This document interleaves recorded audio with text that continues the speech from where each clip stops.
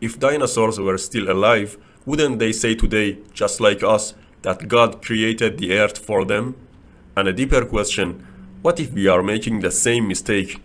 What assures us that we will never share their fate? A man was lying on a beach, contemplating the order of the universe, the sunrise and sunset, the regular workings of nature, the precise motion of planets around the sun. He thought, such order must point to a conscious creator. Perhaps religious people are right. Maybe the world was made for us. After a while, he pressed his hands into the sand to push himself up and walked away. His handprints remained. Soon after, a young boy approached him and said, "Sir, you must be a great artist." The man asked, "Why?" The boy said, "You created two shapes in the sand exactly like human hands. I've never seen such order and artistry." The man said, "I only placed my hands on the sand. Of course the marks resemble my hands. This isn't order or art. It's simply adaptation between my hands and the shape of the sand." On his way home he thought, the simplest explanation for handprints is that someone placed their hands there. How did that boy arrive at such a complicated conclusion?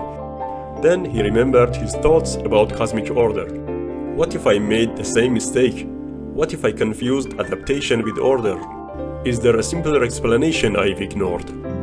So he went to a friend who had a PhD in astrophysics. He told her, "I've heard that planetary speeds are perfectly proportional to their orbits. The farther a planet is from the sun, the slower it moves. Doesn't this order point to a creator?"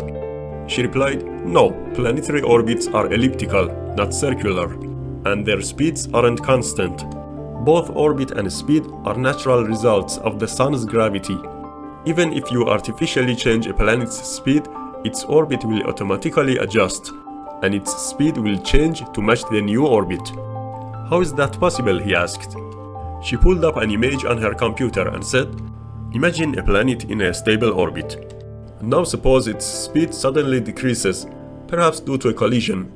Because of the sun's gravity and the reduced speed, it leaves its original orbit and moves closer to the sun. So at a comparable position, it now experiences stronger gravity, which increases the planet's speed as it approaches the sun, until that speed becomes appropriate for the new, smaller orbit." He asked, "What if the opposite happens? What if its speed increases?" She said, "Then the planet moves to a larger orbit, farther from the sun. So, at a comparable position, it now experiences weaker gravity from the sun. As a result, it gains less speed, exactly what's appropriate for the new orbit." He said, "So, no matter the speed, the orbit adjusts to match it?" She replied, "Not always. If the speed becomes too low, the planet falls into the sun and is destroyed. And if it becomes too high, it escapes the solar system entirely. But these events happened during the early formation of the solar system. Billions of years have passed since then.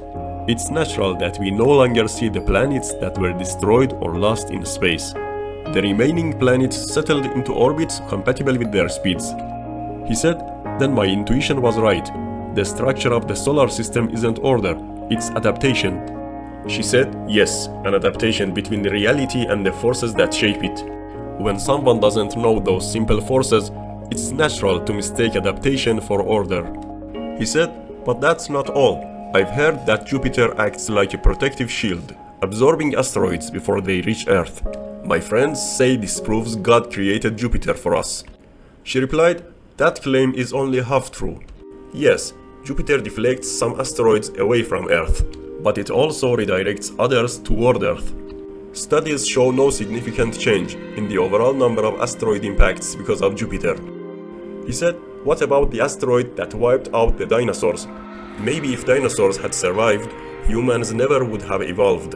Maybe someone intentionally sent that asteroid for us."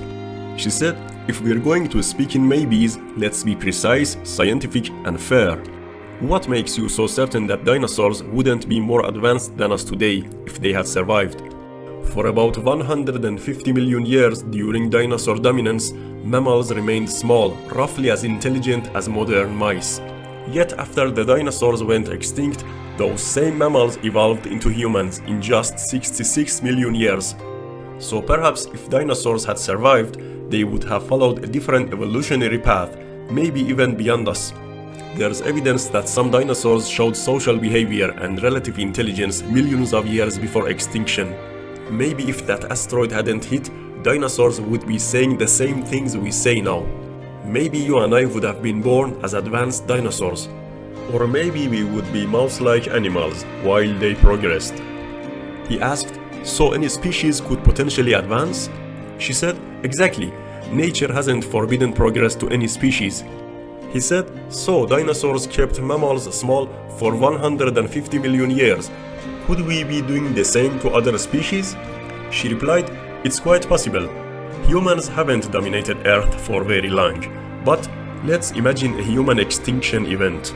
50 million years later, other species, perhaps chickens or cows, might evolve advanced cognition and civilization.